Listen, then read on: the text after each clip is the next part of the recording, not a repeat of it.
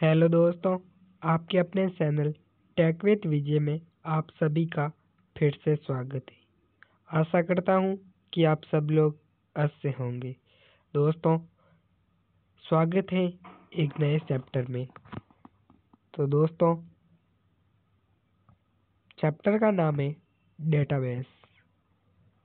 क्या है? डेटाबेस। क्या नाम है? डेटाबेस। अब आपके दिमाग में आ रहा होगा क्या है डेटाबेस।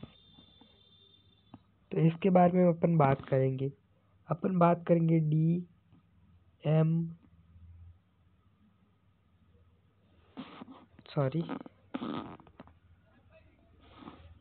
DBMS और RDBMS के बारे में।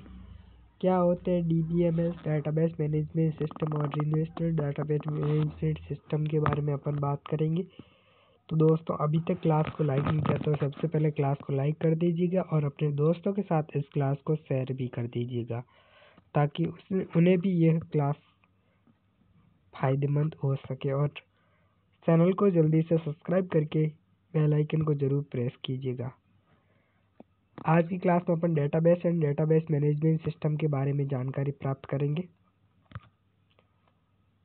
कंटेंट मैं आपको जूम कर दिखा रहा नहीं दिखा तो आप वीडियो की क्वालिटी को बढ़ा दीजिएगा।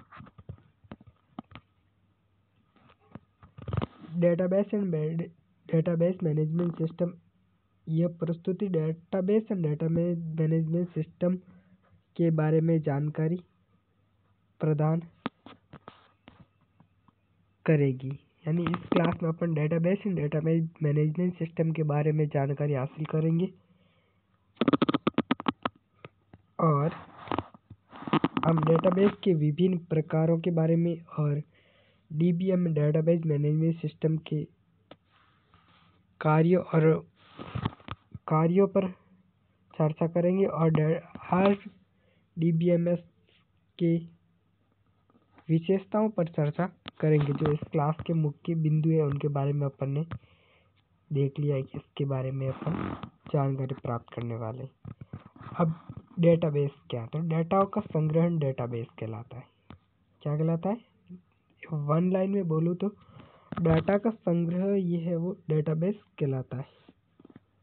डेटाबेस डेटा का एक संग्रह होता है जो व्यक्ति संरचित तरीके से संग्रहित करता है, यानी एक अपने टेबल के फॉर्म में संग्रहित करता है। यह उपयोगकर्ताओं का डेटा का प्रबंधन और पुनर्प्राप्ति आसान बनाता है, यानी जो रिकवरी के समय ये आसान बनाता है। और डेटाबेस की जानकारी तालिकाओं, पंक्तियों और स्तंभों कॉलम में व्यवस्थित करता है। डेटाबेस।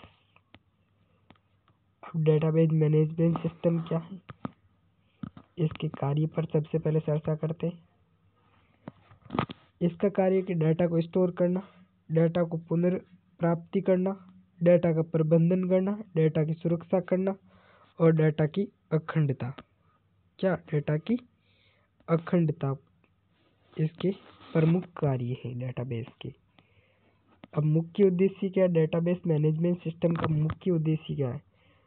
डेटाबेस मैनेजमेंट सिस्टम एक सॉफ्टवेयर है जो डेटाबेस के डेटा को प्रबंधित करता है और संग्रहित करता है, स्टोर करने में मदद करता है। उसका उद्देश्य डेटा को संग्रहित, पुनर्प्राप्ति, रिकवरी और अपडेट्स और संग्रहित करने के लिए एक प्लेटफॉर्म प्रदान करता है। वो है डेटाबेस मैनेजमेंट सिस्टम। यानी डेटाबेस को स्टोर करने का काम कौन करता है? डेटाबेस मैनेजमेंट सिस्टम करता है। अब डेटाबेस मैनेजमेंट सिस्टम की मुख्य विशेषता कौन कौन सी है? दोस्तों, मेरी आवाज़ में थोड़ा सा बदलाव हो सकता है मेरी तबीयत सही नहीं होने के कारण, तो प्लीज़ एडजस्ट कीजिएगा। और अभी तक क्लास को लाइक नहीं किया तो दोस्तों लाइक कर दीजिएगा। आपके एक लाइक से मेरा बहुत मोटिवेशन बढ़ता है और चैनल को सब्सक्राइब करके बेल आइकन को ज़रूर प्रेस कर दीजिएगा। डेटाबेस मैनेजमेंट सिस्टम की मुख्य विशेषता कौन कौन सी है? अब एक एक करके मैं आपको बता देता हूँ जूम करके, ताकि आप लोग को सही से समझ में आए। डेटा का केंद्रीकरण। डेटाबेस मैनेजमेंट सिस्टम में डेटा एक जगह से पर संग्रहित होता है, जिससे डेटा तक पहुंचना और उसे संभालना आसान होता है। यानी डेटा का केंद्रीकरण होता है, एक केंद्र बिंदु होता है। डेटा की सुरक्षा, यह उपयोगकर्ता अधिकारियों के द्वारा डेटा को सुरक्षित रखता है, यानी यूजर्स के द्वारा सुरक्षित रखा जाता है। डेटा की अखंडता, डेटाबेस मैनेजमेंट सिस्टम डेटा की सटीकता और विश्वसनीयता सुनिश्चित करता है। डेटा का निराकरण, डेटाबेस मैनेजमेंट सिस्टम की मदद से डेटा को आसानी से जोड़ा या हटाया या बदला जा सकता है। दोस्तों, डीबीएमएस में बार बार बोले जा रहा हूँ, ये परीक्षा की दृष्टि से बहुत महत्वपूर्ण प्रश्न फुल फॉर्म के रूप में पूछा जा सकता है कि डीबीएमएस की फुल फॉर्म क्या है। तो डीबीएमएस की full form database management system होती है।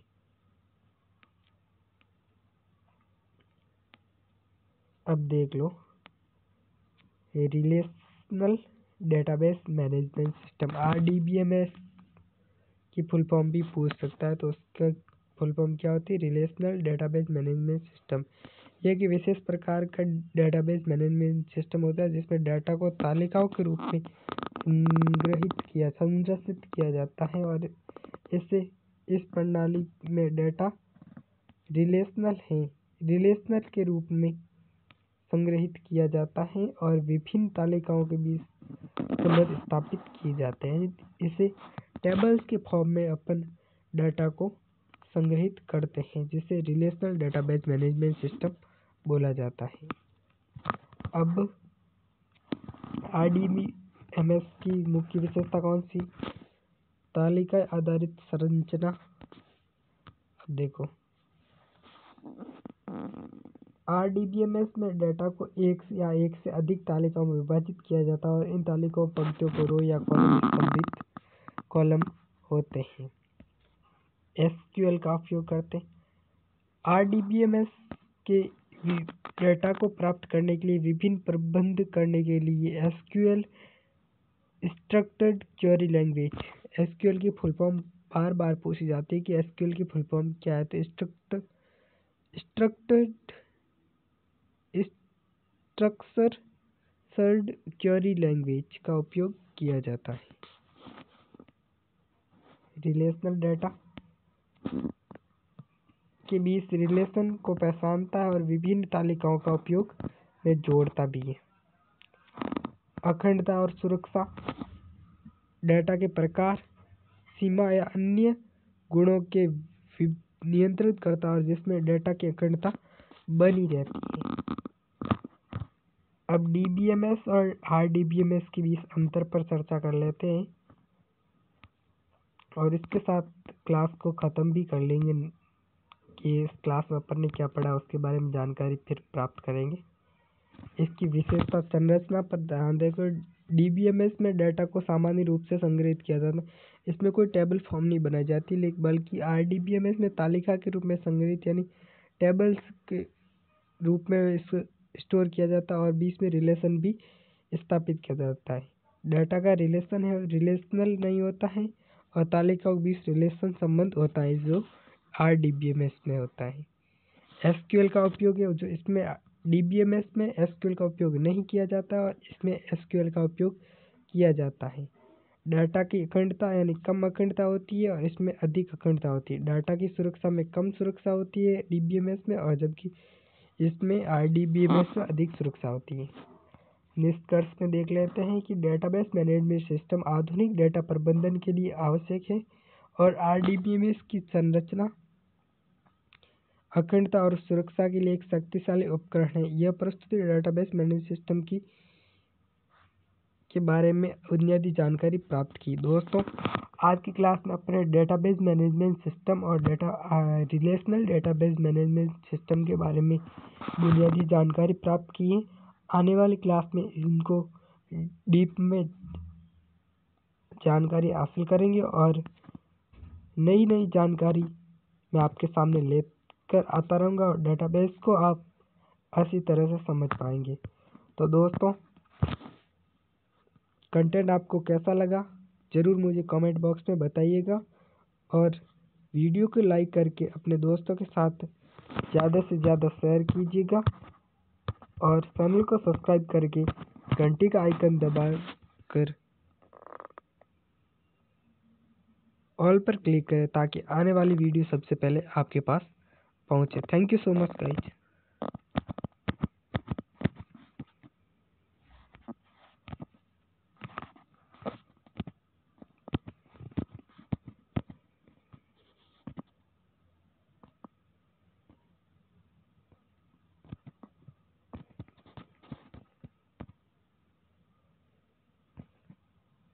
सॉरी।